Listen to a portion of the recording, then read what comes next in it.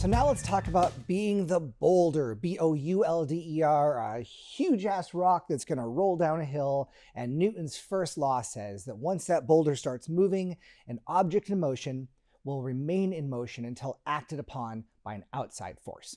So in order to get Tess Minnick moving today, I'm going to push her, she pushes back. We now have engaging connection. When I overpower her with a positive lead, she will just continue moving in that same direction until she stopped, or she can just come on back for right now. Then we have the spinning. So spinning in place. When I start to spin her, she will continue spinning until an outside object stops her, which is me. Then we can combine these two. So I can move Tess and turn her, and she would continue going again until I stop her. Come on back, Tess Minnick. So this is the same as if we were in outer space and we were, if you're not tethered to your spaceship and you just go out, you're just gone. We're going to use these philosophies in West Coast Swing not to tell you what you have to do and where you have to go, but to show you where you're meant to be, and then you can mess with that as much as you want. So in general, when we're, let's say, starting an open position, if I start Tess Minnick moving forward in what she might think is a sugar push, well, I don't know what it is because I haven't led anything yet, but I start her moving, I don't need to pull her anymore to continue her natural dynamic motion. Now, what we've learned from yesterday is that if we can move into our wrists, that means our body is going to move faster than our frame. So followers, the first thing right now is for you. Once the leader starts you moving, but releases your hand, you're going to continue moving faster into your own frame, just like that, okay? So let's try that twice together. So we start leading a sugar push, leaders. You stay in front of your partner. Don't pull anymore, and the follower moves into their wrist for the sugar push. One more time. Move your partner in. And this way, followers, you are training yourself to move into your wrist and away from your wrist. This mantra is going to keep coming up, and it's super important. The rule is called to and from the wrist. Okay, so now let's try this on the left side pass. The previous section, we also had our spotlighting. So you want to make sure the followers, as you move through the slot, you're moving on your own accord, and you are turning to spotlight your leader. Right now, you're doing a triple step just because you want to, not because it's being led. Okay, so then we have direction and rotation. So if I were to start, just rotation. So if I, let's say, prep Tess Minnick for a one-footed spin, put her on an axis, now when I start to spin her, if I were to release, she would continue spinning if there is enough momentum until she is stopped. Then we have the traveling turns, which means when I start her rolling down the line, I don't have to continue her moving. She will continue going until I stop her. Now, the best lead follow involves giving just enough heads up time to allow an action and a response to occur. I'm going to say it again. The best leads have the transitions where enough time is given to allow your partner to do what you're asking and vice versa. The better the dancer, the shorter the amount of response time. The same as when you first put your hand on the stove and it's hot, you go, oh, well, that hurt. Eventually, you know it's hot and you just don't put your hand there, right? But you still can touch it if it's cool. So the reason I'm bringing this up is, let's say I'm bringing Tess into a double outside free spin. As she's turning down the line super slow, and we haven't gotten to post and anchor yet, but if I catch just her hand, keep rotating, here, she's over-rotated by the time I've connected to her, which is putting it into an awkward position for our post and an anchor. Let's start you over here again, Tess. So now if we do what's called a trickle effect, which we'll get into in the movement mechanisms chapter, if I were to touch Tess's, and slow down right here, if I were to touch her right elbow as she keeps rolling, I touch the elbow, keep going, boom. As soon as I create touch, she still continues rotating, settling back. I drag to the hand, and now our bodies are square, which will allow us to go into our square anchor or whatever step we're going to do. So it's a matter of how to slow down your partner or slow down the rotation. And sometimes you don't even want to do that. So now we can combine the spin in place with a dynamic movement. So not to teach you this pattern, because again, this is movement mechanisms, but as the example, I'm going to lead something called the Ramiro. Ramiro Gonzalez, one of my idols, amazing West Coast and Shag dancer. He leads and follows at top levels, but this is his move. So you can notice on the Ramiro, what's happening is that I'm taking my partner, I'm taking her directional energy, and because of the movement mechanism that I'll teach you later in this hand, she spins in place and I can move around her. So she's on an axis. This is an example of how I would face my core and spotlight to my partner. It's not just for the followers of spotlight, but it's for the partnership to spotlight as we move. So just to review here, be the boulder, Newton's first law. Followers, once you're moving, you're going to keep moving until an outside force acts upon you, usually the leader, or you want to do something different, the music tells you to, or another outside force, another leader steps on you, or another dancer steps on you, or you just want to walk off the floor. With that in mind, let's now move on to doubles and triples, and this is one of my favorite techniques to show how this dance is not a pattern dance, but can actually be articulated and exactly led. So the question that I pose to all of you now is, why do we do triple steps in the dance?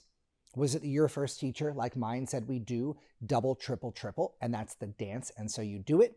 Or is that not enough for you? Because that was not enough for me.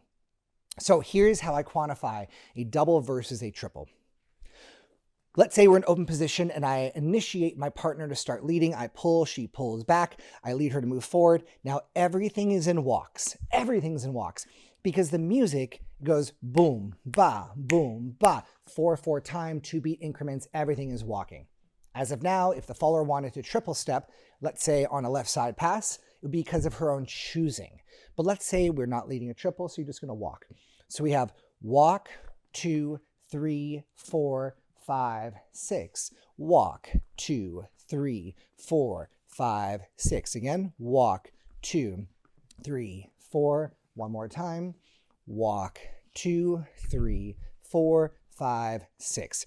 So we have body flight and we have walking movement, which is still dynamic. Now, let's say I'm leading a sugar push. And on this sugar push, I bring Tess Minnick in. And right here, she compresses against me. I've pushed and she pushes back. What would happen if my follower moved herself away?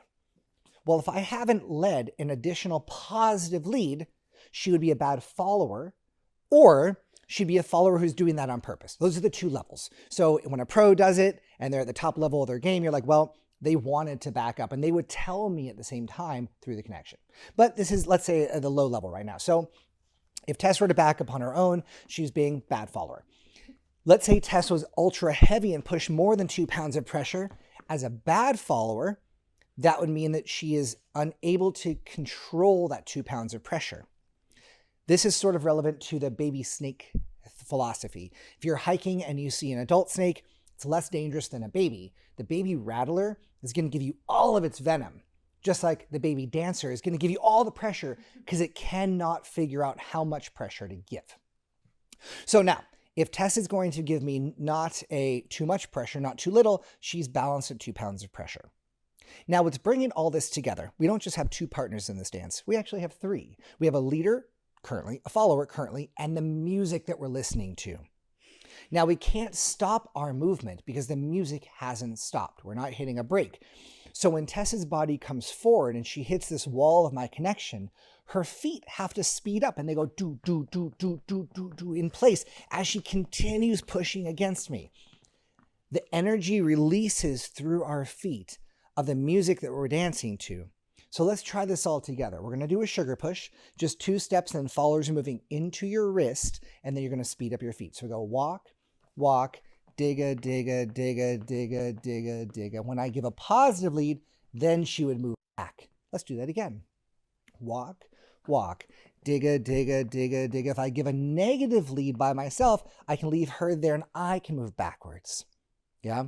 So it's not that a sugar push has to move forwards and backwards. I'm just showing you how to create this triple step. You could say that anytime you have a compression, a push-push, a pull-pull, anytime that if you have a basic kitchen sponge that you're going to use to do the dishes, if we put that kitchen sponge between our hands in this ultimate hand grip that you learned in the first chapter, if Tess pulls that sponge and I pull the sponge and water drips out, there should be a speeding up of the feet, which is usually a triple step. If she pushes, if the sponge is here on the push side and we go 1, 2, push, and that water comes out of the sponge, that also means speed up the feet or triple step. It doesn't mean reverse yourself. It doesn't mean go a different direction. So on our basic sugar push, if it were 6 beats, would go walk, no connection, compress, compress, overpower, and then pull, pull, pull. And that pull, pull, pull allows for that second triple to happen. Now let's look at the left side pass. If I don't lead a compression, in theory, Tess should just walk. So we go walk, walk, walk, walk, walk, walk. Let's say we do that exact same thing for Tess again. But for me, I choose to triple step. That doesn't have a bearing upon her. Just because I triple doesn't mean she doesn't, unless we're going all visual leads. So now, 2 things have to happen. In order to lead a triple, I need to lead either a compression, which can also be seen here as an acceleration, and I have to make sure that the alignment of my elbow and her elbow are in one line. Because if you were to, let's say, if you're shooting pool, if I'm shooting the cue ball and I have a line of the cue and the ball, it's going to go straight. But if I change the alignment of that pool cue, the ball is going to go somewhere different. If you hit the ball on a different spot besides the middle, it'll have a different effect or different English. So on a left side pass, 2 things are going to happen in order to create this triple step. For me as a leader, I float my wrist. So I have 1, 2. I haven't pulled her in, but my wrist is now touching my ribs. As I pivot my body around, Tess is going to do what's called the elbow cock, like cocking a gun back. So I'm going to rotate my body, and watch this. As I rotate my body, my goal is to get my arm from here all the way to there. So if my arm is here, it would take a long time to get there. But if it's here, now it's there. Does that make sense? So I've used my core to move. So we have 1, 2. Now right here, Tess has moved into her wrist. She's starting to turn to spotlight me. And now all she has to do is cock her elbow to here. So she has a little bit of movement in the elbow as her body travels. And now as I push, it's going to send her directly down the line. So followers for you, if you watch closely at my elbow, notice you walk into your wrist, we flip it, and now we're going to walk away from our wrist in a new alignment. So the goal is to have your frame follower here or here, and never here, and never here, and never here, and never here, unless you choose to do it. So a left side pass with this elbow cock and leading this first triple step. We have 1, 2, boom, boom, ba. And that's leading that triple step on the 3 of 4. Now, how are we going to do this on the underarm turn? This is a difficult one. On the underarm turn, if I bring my partner in 1 and I swoop to turn her 3 and 4, that's static. That's not a progressive compression that's going to lead a triple. So my goal is to have my partner spotlight me and do the exact same rotation as the left side pass. So what is the left side pass footwork and body work again? In fact, we'll do it together, so double the duty. So we're going 1, we're releasing our body and turning to go 2, and then traveling sideways for 3 and 4, and then squaring off for our anchor. So in order to get on an underarm turn, my partner has to start rotating by 2. So we have 1, 2. If you notice the distance between our bodies, using this technique is very different here than if I were to shape and go 1, 2, where she's passing me, she's still flat-fronted and she hasn't spotlit, okay? This is the difference between a long slot dance, which is Newton's first law. We're going to have a long drifting dance versus a shorter, like a tighter slot for late night dancing if it's really crowded. So we have 1, and I start to turn my partner. How did I turn her? Well, I have to rotate her shoulder. So leaders, if you're leading your partner into an underarm turn and your hand is straight up, you haven't rotated her at all. If Tess were to walk straight forward, this would crank her rotator cuff, and that's something that we don't want to do with any partner. Sorry, Tess. That's okay. All right. So again, I have lead 1. My hand goes outside the slot crossbody. I usually teach this as saying, if I'm going to high five her here, boom, that's where I want this hand to go to. 1, boom, where I would high five.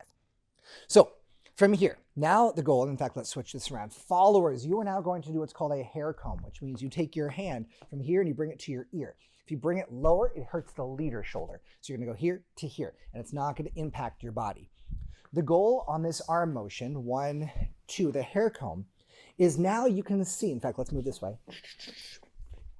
You can see a straight line. So if I push, she pushes back, and then she can travel down that line away from her wrist. If we don't do the hair comb, no hair comb, 1, 2, Right here, I can't lead a triple step because there's an elevation of the arm. We have to have a straight line. Now let's take this back for the leaders.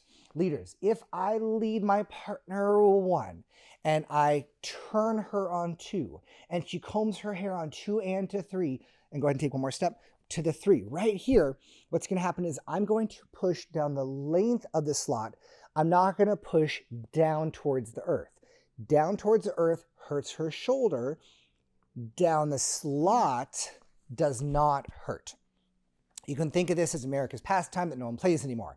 But if I'm going to hit a baseball and I hit that baseball, what's going to bring the ball down? Eventually, gravity.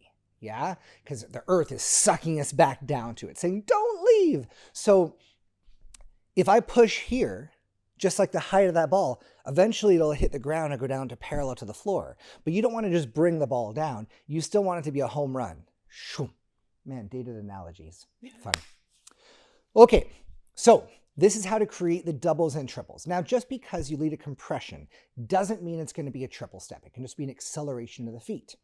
For example, in our whip. So we have ultimate hand grip. We're doing to and from our wrist. Don't worry about how to lead the whip right now. I'll get to my mechanisms in the movement mechanisms section.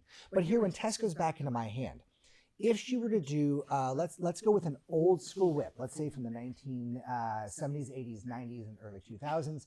We did double, triple step in our whip. So like a sugar push would be walk, walk, triple, triple. A whip would be walk, walk, triple, walk, walk, triple. This is no longer a valid true basic. So if we did that, it would go walk, walk, triple step, walk, walk, triple step. If you notice on that one, Tess is going to have to come forward on that triple step. Now, the reason this was popular back in the day is because the followers weren't getting enough aggressive out energy. So the followers would take their left hand and push against the right delt of the leader as they pass. So we have 1, 2, push, triple step, and then they release it to come back in. So that's what was allowing that coaster step action to happen. Since we don't have that anymore, now the feet are going to speed up and the follower is going to be in the 3rd foot position without the ability to go any farther. And this has become what's called a hold step, which looks like this. 1, 2, double hold. You can also think of this as a drag. So Tess, I'm going to move this foot forward for a second. If you drag that foot back slowly, it fits into a 3rd foot position when you're in the leader's hand on the back, right? So a 3rd foot here. So that's a hold, and then we have an acceleration of 5, 6, 7, and 8, or quick, quick, and triple step. Doing that allows for the music that we dance to be hit a little more appropriately using that hold step. Plus, when we look at the origins of this dance coming from Lindy Hop, the Dean Collins swing out, which is where West Coast came from, did not have an equal walk, walk, triple step, walk, walk, triple. It was called a whip because it had a whoosh accent to it, that impact. So it was 1, 2, double hold, and 5, 6, 7, and 8. And it was faster on the 4 to 5 of the back end to have that effect and that look. So just because there is a compression doesn't mean you're going to do a triple step, but your feet will accelerate. The other places where we can see the compression and the acceleration happen in triples is in any time we're changing directions. So if I started to walk with Tess forward and we went walk, walk, and I started to reverse, this would be a triple step, or walk, walk, change direction. Just like on a sugar push, it can be seen as walk, walk, change direction, but now we have more technique for that. This could also go walk, walk, change direction, change direction. And now we're in a sailor shuffle that changes direction. Make sense? So this is how doubles and triples are affected and created for this dance. So you no longer have to say that a sugar push is 6 beats in a pattern. It's irrelevant. The sugar push is how many walks and triples, or doubles and triples, you guys are going to create together in this partner dance.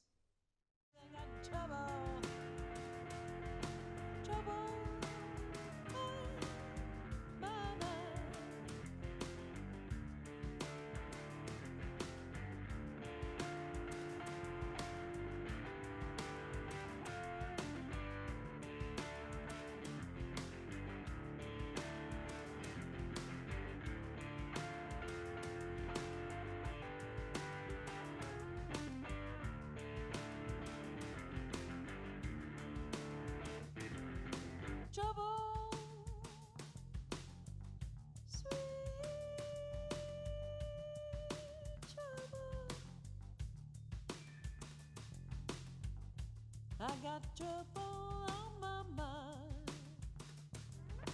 Trouble, oh, trouble. Lord knows it's the only thing I seem to find. Trouble to the left, trouble to the right. Trouble in the day, trouble in the night. Trouble for miles, trouble for days. Trouble in 100 ways. I got trouble. Trouble in my mind.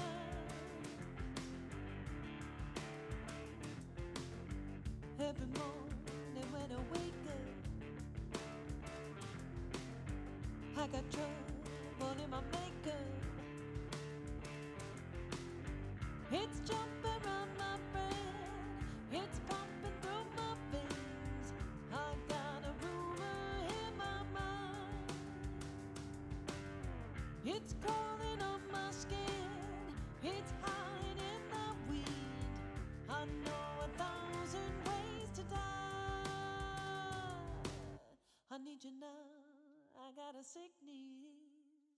So now we have the terms post and anchor, and these words are thrown into the West Coast world quite a bit.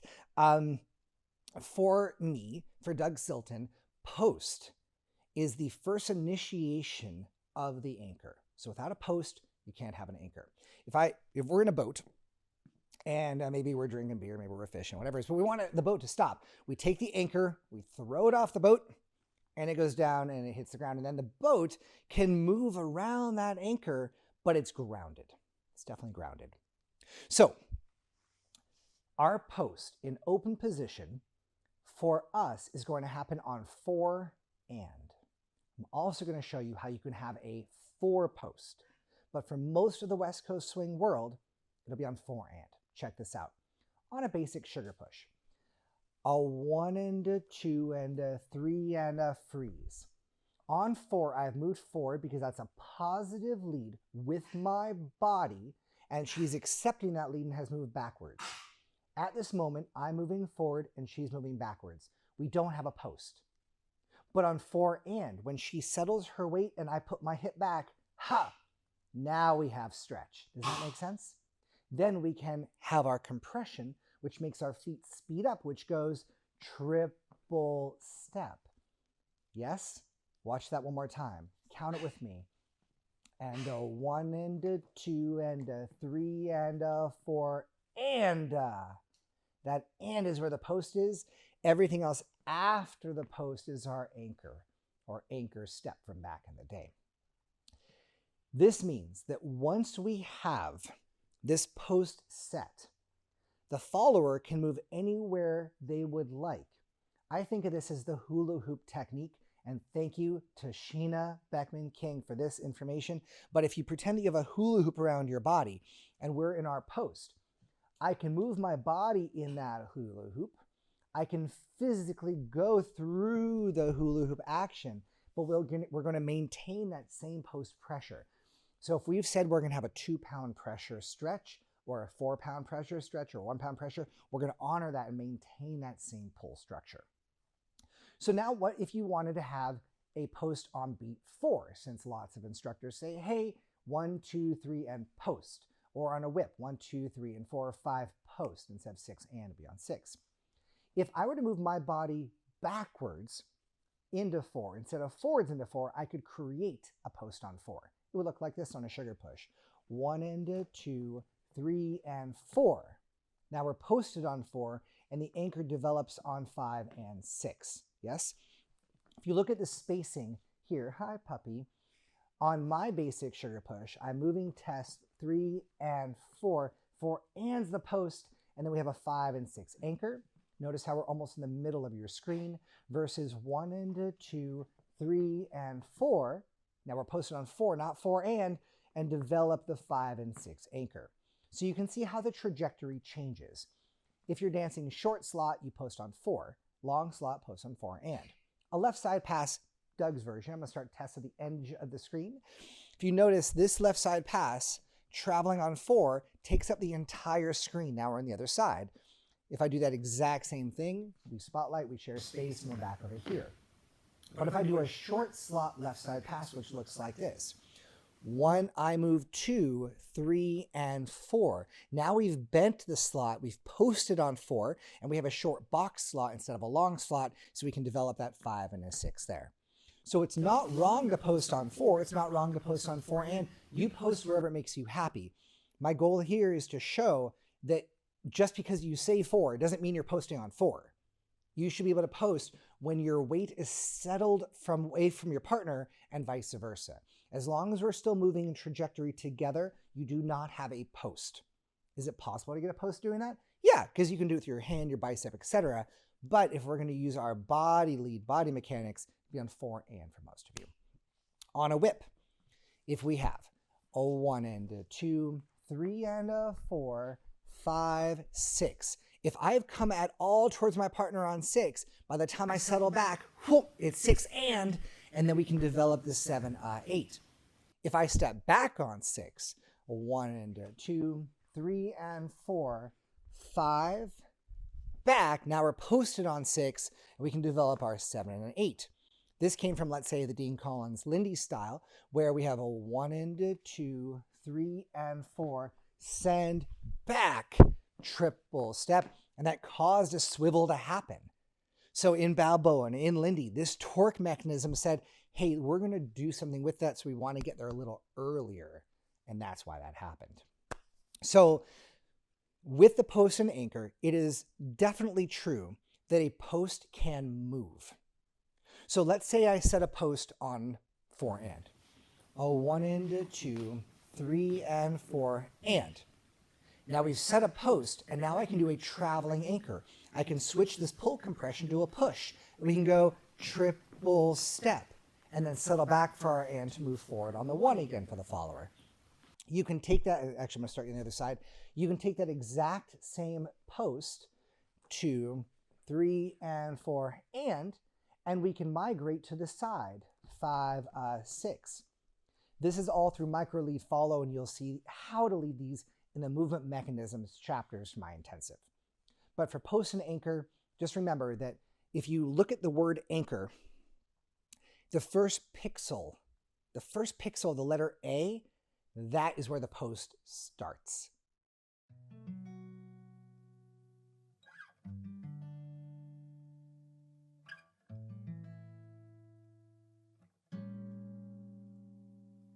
Meet me at the fountain, on top of the mountain. I'll be waiting for you, I hope that you will come too. We'll have some fettuccine, but that's not what I mean. I get a little sidetracked when I try to think back to another time when a lemon was a lime and up was down. El ser humano más humano, pero en mí estás pensando. I don't have a car, we walk along its story, up above the rooftops of the houses and shops together, you and I and a little yellow lion. Step through the cool night air, pretty people everywhere. Tomamos un mojito, bailamos un poquito. I get a little closer until you tell me no sir, but you never say it. Seems you wanna play this game with me too. The most human being. But is it me you're seeing? And as I walk along my way, a piece of me is still far away. But there's a little man on my shoulder who, as I'm getting older, tells me never look back, never look back. But I'm wondering, do you see me the same way? I'm wondering, do you see me the same way? I'm wondering, do you see me the same way now?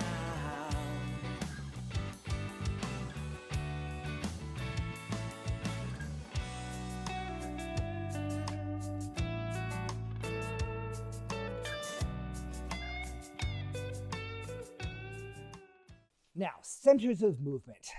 Most people don't realize that there are 2 centers of movement in our body. I'm not talking about balance points. I'm not talking about midsections. I'm talking about where we move one direction forwards from and where we move backwards from. It's actually a different place. But let's explore this together, shall we? So Tess, you're going to start over there, and I'm going to start here. And as we walk across the screen, I'm going to give it, we're going to do some drills where we show you different places where you can walk from. So let's start by walking from our head, and let's walk forward. And let's walk backwards from our head as well. Super awkward, right? Super awkward. Now let's take that to a really low center. So let's go forward from our pelvis. Right? And let's go backwards from a very low booty. All right. So now let's walk forward like normal humans. Now let's walk backwards as normal humans. When we walk forwards and backwards, you don't see much of a difference in the forward-back movement, which is why in West Coast Swing, it's more forgivable to use one center. But if I were to run, you can just hang out for a second. If I run forward, I'm coming forward from here. When I run backwards, I don't run backwards from a higher point. I run backwards from a lower point of my body. So now I'm going to show you specifically where these two centers of movement are. Take your index finger and put it in your belly button. Now put your thumb 2 inches or 3 centimeters above, and keep your thumb right where it is. My belly button is right there, and my thumb is here. This is called your upper center. When you walk forward from the specific point on your body. So try this out, walk around your room. You can walk in a circle, you can walk in a Star of David, you can walk in any place you like, as long as you're going forward from where your thumb is. Now we're going to create a hang loose sign, and we're going to put our pinky as low as it can go. For me, it's below my belt, where my belt buckle would be if I was a normal human and didn't put it on the side. So this is where we move backwards from. Now there's a difference between moving backwards and bowing or davening while you go backwards versus keeping your body in alignment and feeling this go first and allowing your body to go with it. So if you picture my body as an hourglass with the top and the bottom, and then when you flip it, right, the angles go different places. So now as we walk across the screen, we're going to walk, go ahead and keep your thumb 2 inches or 3 centimeters above your belly button. Walk forward from your thumb, maintaining posture from the previous chapter. Now put your pinky down as far as it will go and move backwards from where your pinky is. And being able to feel where these two centers are very important in the dance. For example, let's take the leaders first. So leaders, as I go into my sugar push, instead of leaning backwards from here to gain stretch, I'm going to dig in and throw my booty back. Then I switch to an upper center moving forward and a booty going back. Anytime I go forward, I'm going from here. If I go back from here for efficiency's sake. Doesn't mean you can't go forwards or backwards from a different point. I'm just showing you the most efficient way to do it. Now, in a previous chapter, I said instead of going back on your sugar push for the leaders on your 3, you're going to stay in third foot position like this. 1, 2, 3, and 4. The reason for that now, as you can see, is it changes the hourglass for the better. It actually preps that transition so that I give my partner enough time to realize there needs to be a change in their body. So leaders, I go back, so booty, I switch to here, triple. If I were back here, it would still be moving backwards with my booty instead of pushing to go forwards and then going backwards. The sugar push for the follower. Followers, which way do you start going, forwards or backwards? Remember, trick question. Every time I pull Tess, it's actually not a trick question, it's a real question. If I pull on Tess's hand, she doesn't come forward. She pulls back. Then when I overpower with, what's it called? A positive lead, that's when she comes forward from her abs. Forward, forward, for transition to back, and then keeping going backwards. Followers, if you're thinking about your booty bringing you back, you're not going to be able to do a coaster step on your anchor. One of the biggest complaints from leaders is that the followers come forward on 6 of their anchor. And if you come forward from the upper center, it would look like this. 1 and a 2, 3 and a 4, 5 and 6, where she actively came forward instead of going, no, my booty's taking me backwards. That increases the stretch. This increases where we have that kitchen sponge so the water drips out, and if she were to come forward, it would release that compression, which is a bad thing to do. I fully believe you should be able to practice with a kitchen sponge. Don't use water in your studio, or a piece of paper or something that says, hey, maintain this compression during the course of these 2 beat movements. Okay, so for our centers of movement, now let's look at it in terms of a whip. So leaders first. I'm going to go back. I transition through the floating of my wrist to forward as I spotlight, and then I stay back, back, back, back, back. Then I'm going to be moving forward to my partner, bringing her to me, rotating forward to a back angle to back, back, back. Back lower center, maintaining lower center, compressing through upper, and then back to lower.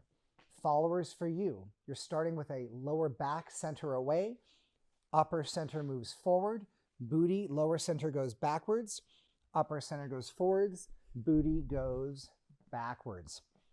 If you do the math, you're going to see that slightly more of the time we are moving backwards in West Coast swing than forwards. So for your drills, what I'd like you to do is run. And I'll show you real quick, Tess, if you want to move back. You're going to run forward from an upper center. You're going to run backwards from a lower center. Okay? Notice how your knees are bending more when you run.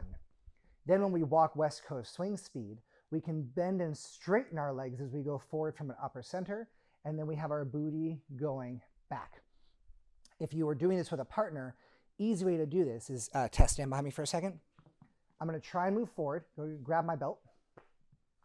Whoom, and now pull backwards just a little bit. Whoom. That's what's going to initiate me going backwards. So by pulling there, if I just let my hips go, that's going to be caving forward. But if she grabs my belt and starts to pull, and that brings my whole body backwards, that's where we're going to be moving backwards from our lower center. Try to put this into all your movements.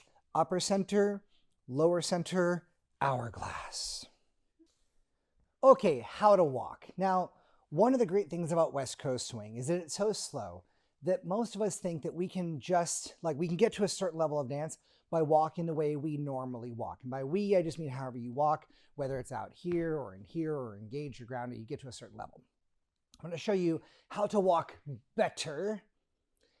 And this is how we're going to do it. First is the grounding drill. Much thanks to Gary McIntyre for this. This is who I learned it from, and it's an exceptional drill. I'm going to show you with a partner and then how to do it by yourself. So the first step is making sure you don't have any wrist, elbow, or shoulder injuries, which we don't. So Tess is going to make fists and let her arms dangle to her side. So we're not flexing anything. And go ahead and turn 3/4 so they can see here. Now, I'm going to take both of her wrists. I'm going to pull down. As I pull down, she's going to let her knees bend. Now that the knees are bent, she's going to straighten her legs and engage her legs and press away from the earth. So what I'm doing now is putting about 20 pounds of pressure into her hands. So if we were to dance a sugar push with Tess, she'd go walk, walk, trip, full step, still trying to pull away from the earth. In the last chapter, I talked about 2 centers of movement. If you can take those 2 centers, the one above the belly button and the one below, and separate them, pulling this up and pushing this down, you're going to have a vertical grounding along with your leg engagement. In general, engagement in our dance is everything. How do we engage to our partner? How do we engage to the music? How do we engage to the ground? All these things have to be actually articulated and worked on.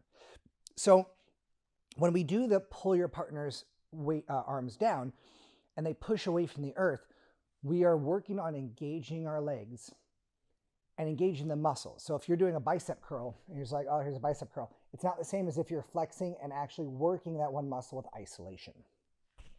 So the first thing is going to be to work that drill. If you don't have a partner, you're going to use free weights. So for me in my gym, I use 60 pounds. Right now for this demo, I have 40s. So here's how this works. You pick up your free weights and you go, okay, those are pretty heavy. And you stand up straight, you bend your knees, and then you stand up and engage your legs. So I'm flexing every bit of my legs right now. I'm flexing my calves, I'm flexing my quads, etc. Then I'm going to practice my dancing. So I have walk, walk, sugar, push, anchoring for the sugar. left side, 3 and 4. What you're going to notice is a few things. One, the weights are heavy. That's why we're doing the drill. 2 is that your steps have to be smaller than if you didn't have the weights. So if the weights were there, my sugar push was here, I'd be overstepping my center. When I hold these heavy ass weights, now I'm stepping under my body as I am dancing. So we're not going to overstep at all. Then we're actually going to be feeling more that we have a base leg and a working leg. What that means simply is that when you have your weight, go and stand on one foot. That leg is your base leg. The other leg that can do something is called the working leg. So when you're holding these heavy weights, my weight's on my right, my left leg is the working leg. It's still engaged, but it can do something different until I step on it next. All right? So I'm going to encourage everybody to grab your free weights and try dancing slowly, then with music, and go through everything you know how to do while holding onto these weights. Again, at the same time, you're pulling up from here and you're pulling down from here. Otherwise, we're just going down, down, down, down, down. So when you straighten your legs, straighten your upper body, and pull that core in tight. Okay, so now let's talk about not overstepping or double tracking. If you're watching this from another country, welcome to the American double track. You go to 7-Eleven, you get your Slurpee, and you walk like this. So anytime we walk with our feet outside our hips, this is called a double track.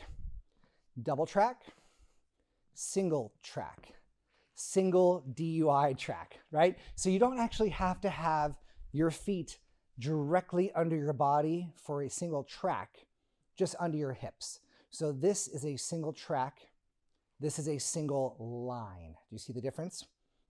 The goal in West Coast is not to double track, because if we double track, that means we're not collecting our feet to come back in. So this would be a double track dance. These are fun.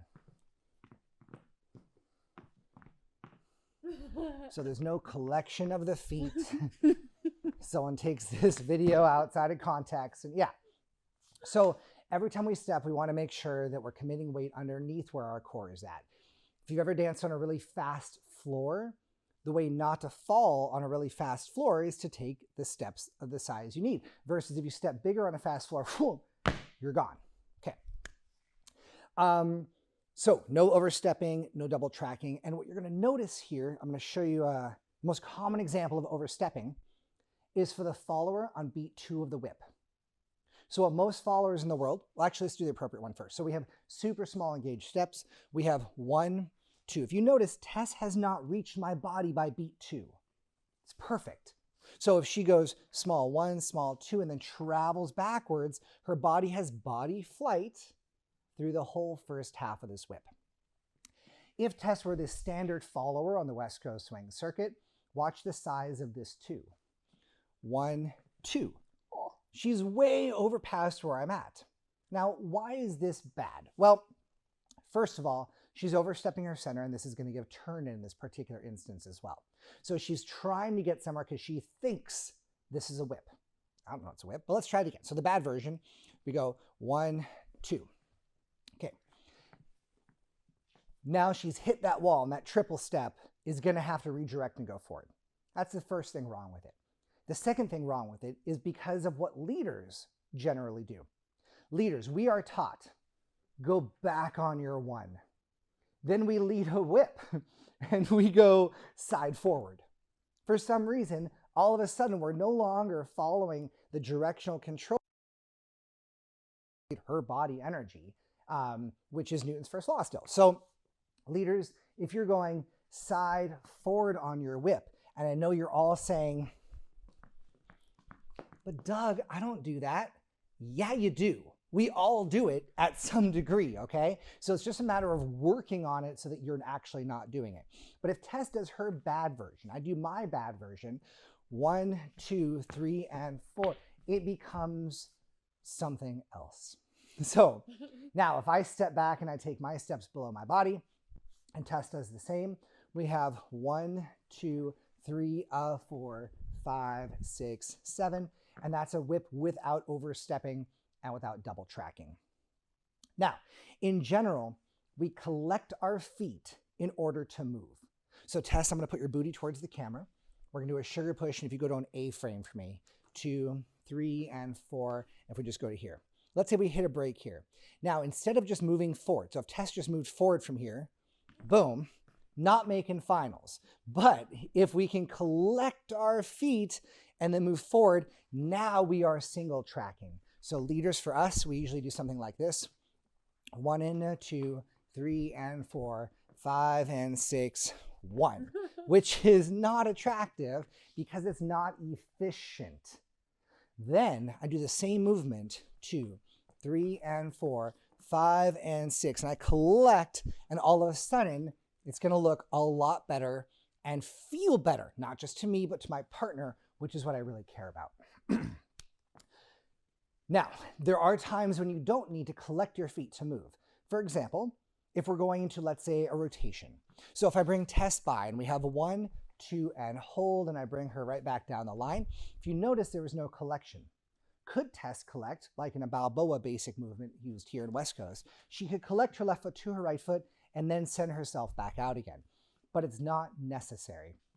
This is because we have our internal engagement and our internal grounding. So not only are we engaging our legs, always, and we're pulling this, always, but now, as Tess holds this position, whoom, she's engaging through here and pulling her core away from her arm, which allows her to replace that foot and power through to a spin.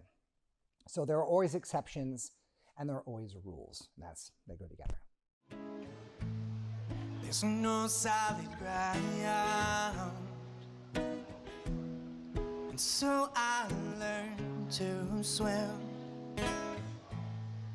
or I drown.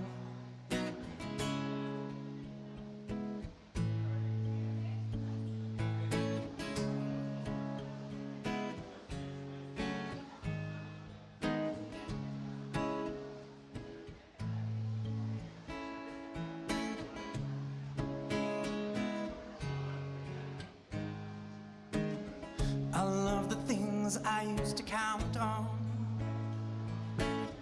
I love the things I used to know. I love the ground I used to stand on.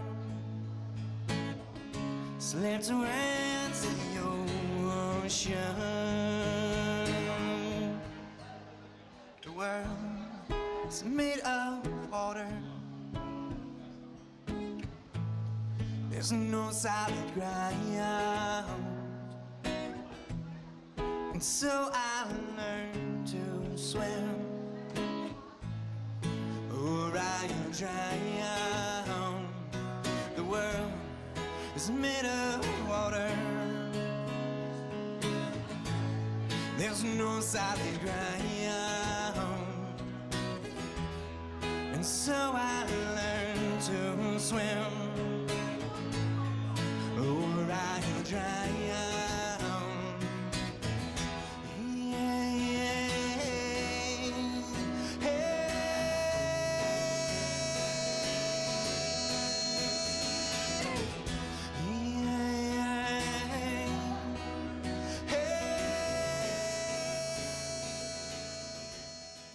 Now we have our sending foot and our receiving foot. Now this terminology is important on how to walk, just so we are aware of where our weight is. So let's say we both start in third foot position. For me right now, my sending foot is going to be my right foot where my weight is, and my receiving foot is the left. So I'm going to send and receive, send and receive. As Tess walks forward, her sending foot is her left foot. She sends and receives. Now her right foot is the sending foot, and the left foot is the receiving foot. So there's always different ways of thinking about things that are the same technique, but from different angles, which can help a variety of people. So you could almost think of it this way. Which foot does the follower traditionally start on in West Coast swing? Most people would say the right foot. Well, in this situation, I would say the left foot is the actual initiation. So in third foot position, if your weight is on your left, followers, your left foot is the sending foot. So even though the receiving foot's the right, you're still initiating with the left in order to move. All right, so That's for our sending foot and receiving foot. Now we also have, I mentioned a little bit earlier, the base leg and the working leg. So in this sense, if we go to open third, leaders, if your weight's on your right and followers, your weight's on your left, do something with your front foot. You are now moving your working leg. You can elevate it, you can migrate it, you can tap it. As long as you don't change legs or change weight, that is your working leg. Your base leg is leg that you have your weight on. You can do other stuff with that leg, but it's important to differentiate that you have two different things that you can do with your legs. The next section on this is rolling through your feet and rolling through your body. I'm going to show you this as a salsa basic to show you what we're not looking for. A bad salsa basic would go step, step, hold, step, step, hold. We're doing technically the footwork of salsa, but it doesn't have the body flight of salsa. Versus salsa with body flight would have step, step, step, move, step, step, step, move, step, step, step, move, step, step, step, move. So as we roll through the body, it's simply meaning that when our body hits, we can have an impact where something else in our body continues to move. The concrete example that I'd like to give you all for this one in particular is for the follower on a whip.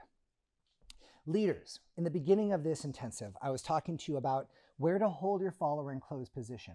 And if you remember this, if I hold the follower down here, it's going to stop her short and not create a triple, versus up here is going to allow for that tension to become even stronger.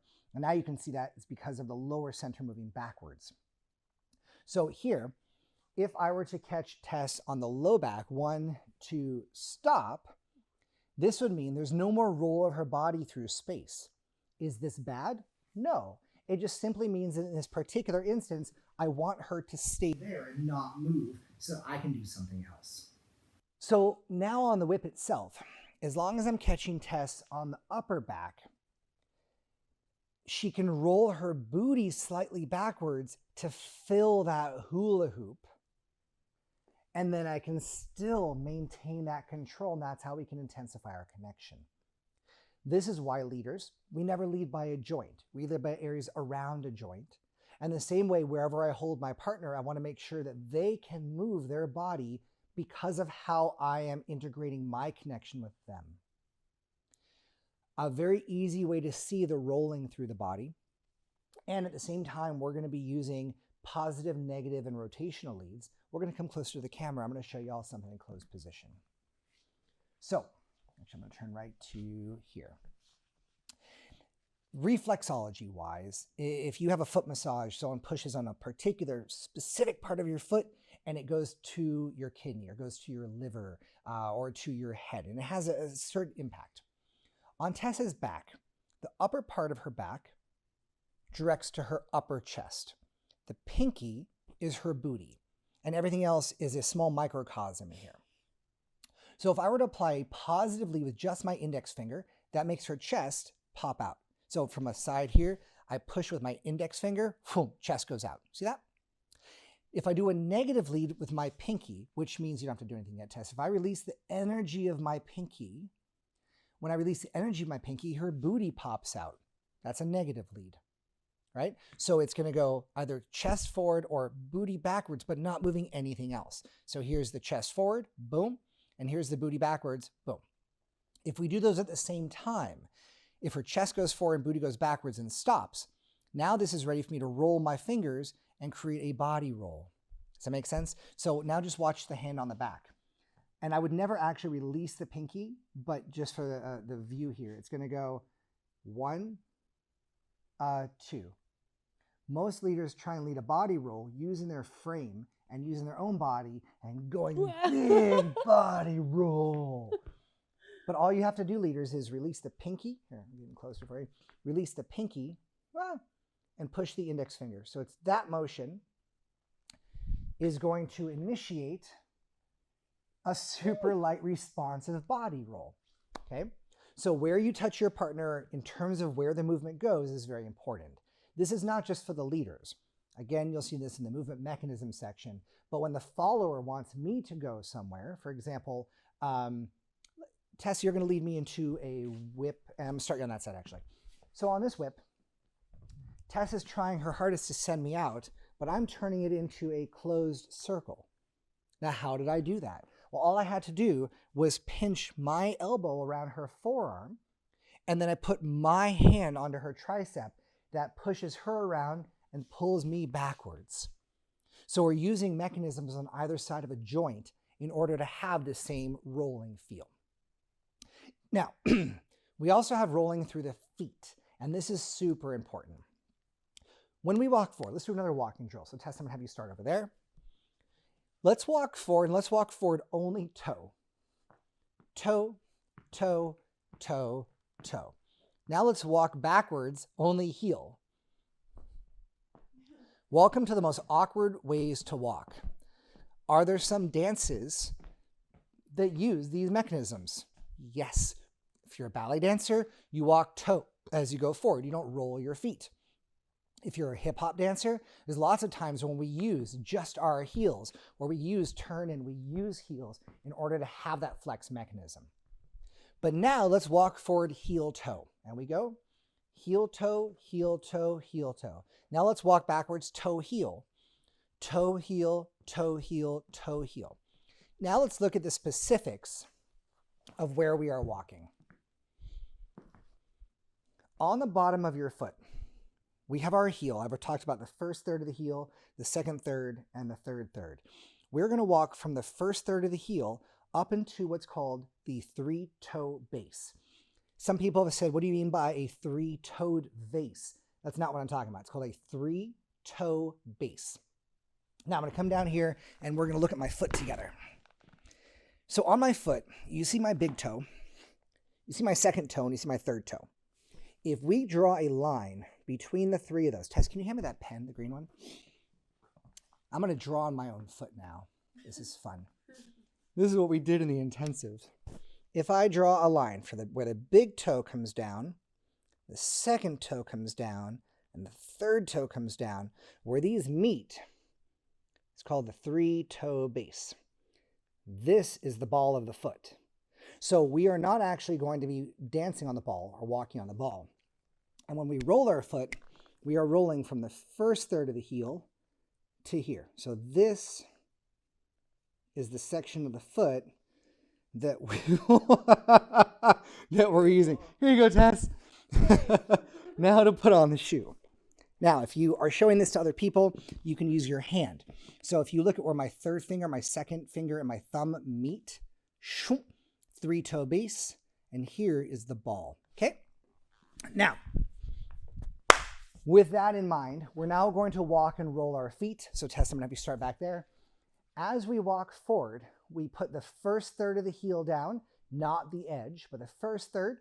We roll to the three-toe base, and we're not going to roll onto our toes, just three-toe base. Right foot goes out, or left foot, and roll, heel toe, roll, heel toe. Practicing this slowly is very important. You can also practice this where you shoot out your first foot, 100% of your weight is on the back foot, and then you can choose how fast, what percentage of your weight you want to transfer until you get to your next one. At the same time, thinking about engagement. It's not just enough to push.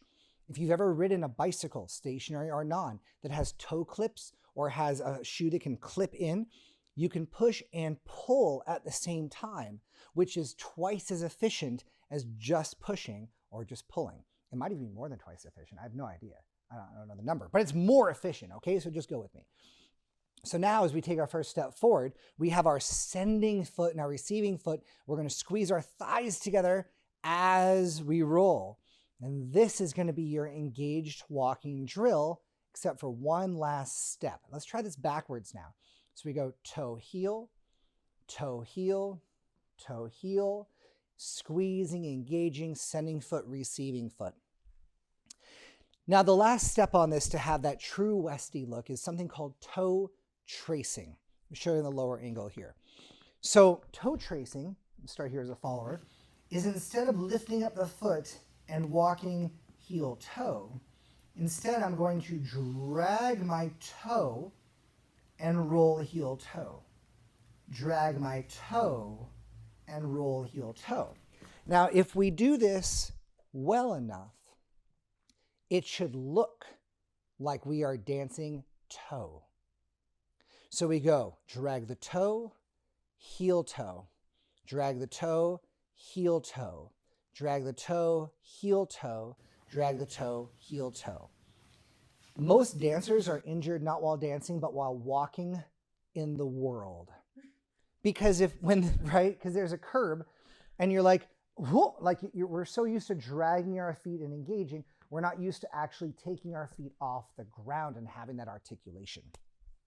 So toe tracing, Tess, dance a couple of basics just on toe. Okay. You're going to notice how on toe she's more stilted. Her feet have to come up more. There are more pauses. Anytime she oversteps her center on a toe, like if my normal gait is to here, I can roll to the next step. But if I overstep to here, I have to pause every time to collect my center.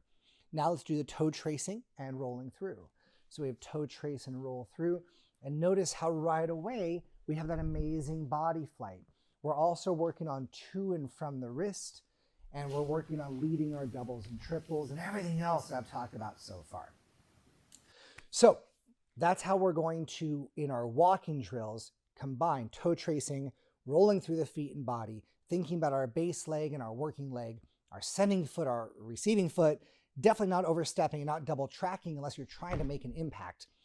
Engaging our body, then we have the grounded drill, either with a partner where you hold down, they bend their knees, they stand up away from the earth, and we can dance all of our basics like this to have Tess, if she were practicing that, and vice versa, she'd pull down for me, and then I would do the drills, or you can use your free weights.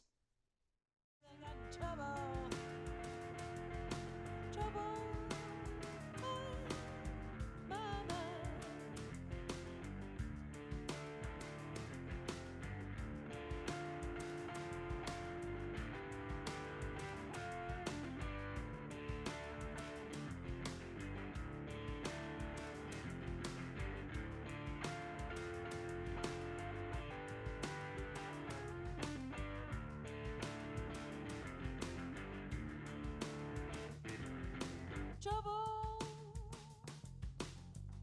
sweet trouble.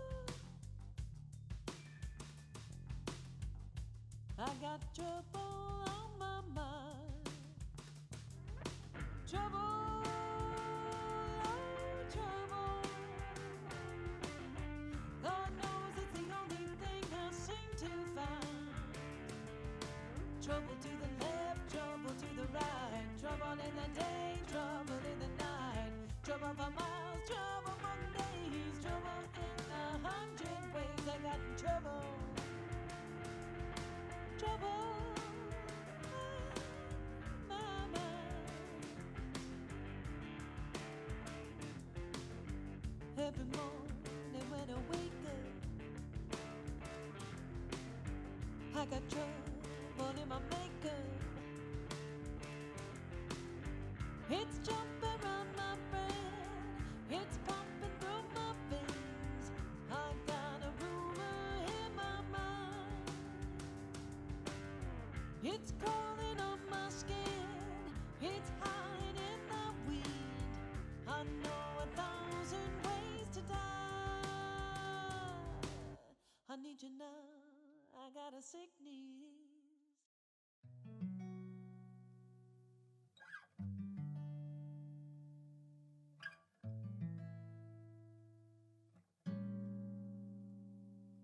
Meet me at the fountain, on top of the mountain. I'll be waiting for you, I hope that you will come too. We'll have some fettuccine, but that's not what I mean. I get a little sidetracked when I try to think back to another time when a lemon was a lime and up was down. El ser humano más humano, pero en mí estás pensando.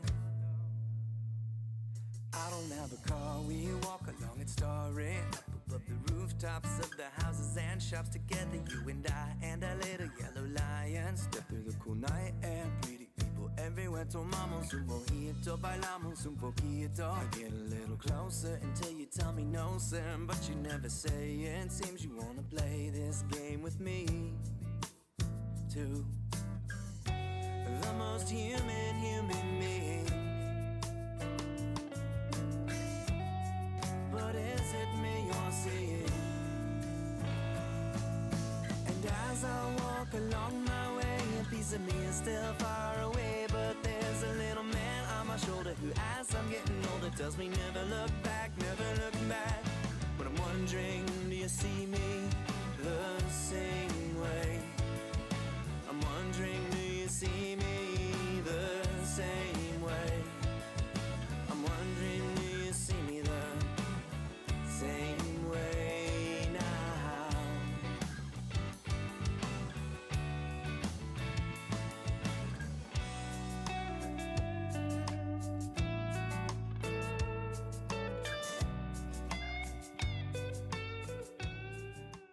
So we have different ways of counting the dance, which are going to incorporate how our body flight and how our traveling works. If we were to count a sugar push in what I call a static count, which goes 1, 2, 3, and 4, 5, and 6, it tends to make our bodies dance that way. Then if I start using what's called a rolling count, which means, let's say I have beats 1 and 2, and in between there's another weight transfer, so that's 1 and 2, or 1, 2. Those middle beats are between everything, before and after. Which came first, the chicken or the egg? Tess? I don't know, no one has the answer, right? The tree falls and the forest make a sound? I don't know, but I got to clean that stuff up if it's on my trails. So with our rolling count, instead of going 1, we don't start on 1 anymore. We start before the 1 on the and a 1, or E and a 1. So without the E's, it's going to sound like this. A 7 and a 8 and a 1 and a 2 and a 3 and a 4 and a 5 and a 6 and a 1 and a 2 and a 3 and a 4 and a 5 and a 6 and a 7 and a 8 and a 1. Which means that when we're starting a dance, we don't go 1, we go and we're showing that stretch, or in closed position we have and that's the mechanism that says I pull my partner, they pull back, or I push my partner, they push back. We don't just start. So I'm going to recommend in this intensive and after this intensive, count out loud using the rolling count. And a 1 and a 2 and a 3 and a 4 and a 5 and a 6 and a 7 and a 8 and a 1, and practice this in your dance. Then we're going to take that to the next level. If you're used to counting patterns, that stops now. So if you're used to going 1, 2, 3, and 4, 5, and 6, 1, 2, 3, and 4, 5, and 6, you are counting patterns, you're not counting music and how the doubles and triples interact with the music. So instead, we're going to be doing this. A 7 and a 1 and a 2 and a 3 and a 4 and a 5 and a 6 and a, what's the next number? 7 and a 7 and a 8 and a 1, a 2 and a 3 and a 4 and a 5 and a 6 and a 7 and a 8 and a 1 and a 2 and a 3 and a 4 and a 5 and a 6 and a 7 and a 8. Counting everything in 8s might throw you off if you are used to counting in 6s. But this is going to show you the flow of the music, the flow of the dance, and let you become a better connected and body flight dancer.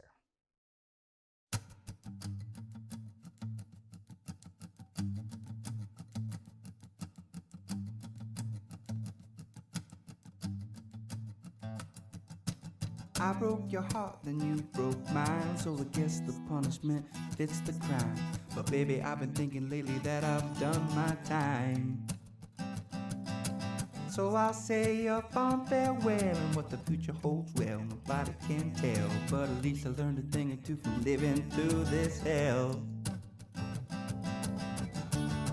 We kept on running, and I kept on coming. when I should have been leaving. The funny thing is I still believe in us, but I've been shaking like a candle in the wind, and I've been acting like a stranger to my friends, and I'd do anything to get my fix, but I've got to kick this addiction. You become my heroine.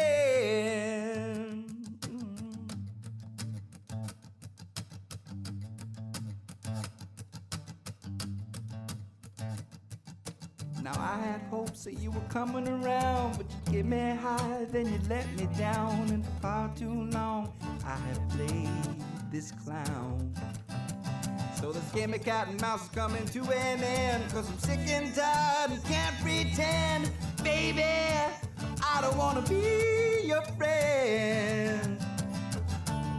Well, you kept on running, and I kept on coming, when I should have been leaving. The funny thing is I still believe in us, but I've been shaking like a candle in the wind, and I've been acting like a stranger to my friends.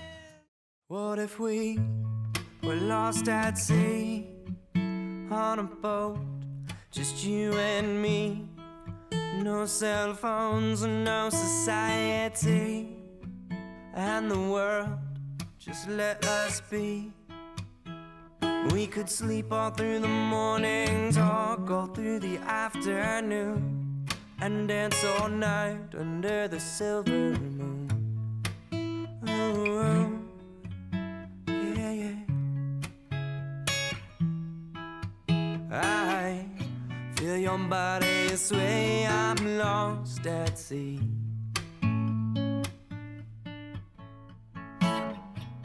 Your waves come crashing over me. Lost at sea. Oh, oh, oh. I'm lost at sea. I'm lost at sea. Yeah, yeah, yeah. Me and you, yeah, just us two, sailing off into the blue. I only wanna be the skipper if you'll be my crew. We'll find places we never knew. Then we'll sleep all through the morning, talk all through the afternoon, and dance all night under the silver moon. Oh, yeah, I feel your body sway, I'm lost at sea.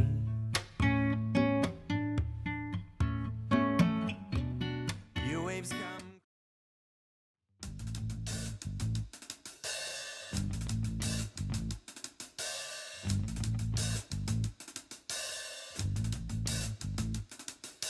I broke your heart, then you broke mine, so I guess the punishment fits the crime. But baby, I've been thinking lately that I've done my time. So I say a fond farewell, and what the future holds, well, nobody can tell. But at least I learned a thing or two from living through this hell. We kept on running, and I kept on coming, when I should have been leaving. The funny thing is I still believe in us, but I've been shaking like a candle in the wind, and I've been acting like a stranger to my friends, and I'd do anything to get my fix, but I got to kick this addiction. You become my heroine.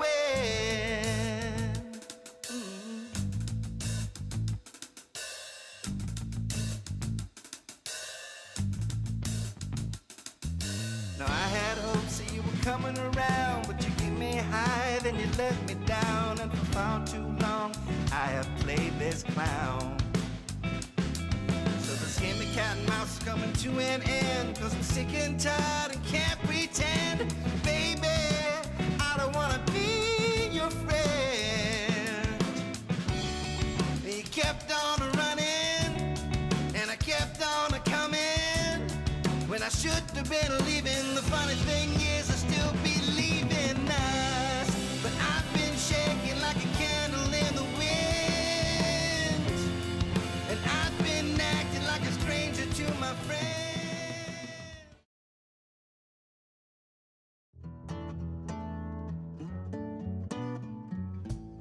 Lazing in the shade on some September day, underneath the willow tree with me.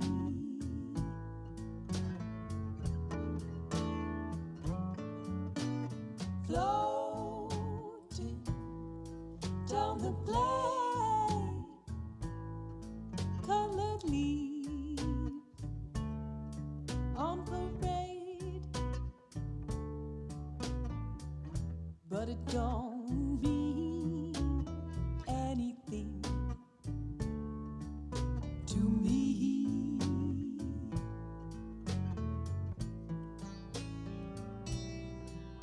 'Cause ever since you went away, all I've got's a memory of where we were lazing in the shade.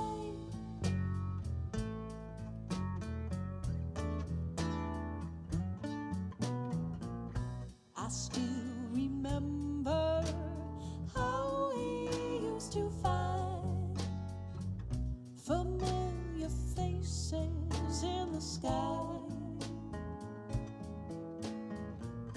exchanging glances about how we've got it made. Now they're only asking why. Now, when we're in open position, because this dance is slow enough, just because we go backwards from our lower center doesn't mean you have to. We can choose to have the palm tree sway. I can move backwards from my scarf. I can move forwards from my scarf. Because this dance is slow enough for the artistic ability, we can morph what we're doing. But please remember that our goal is to change the pitch of the hourglass, going backwards from here, going forwards from here. And if we do that at the same time, that's how we can lead our body rolls.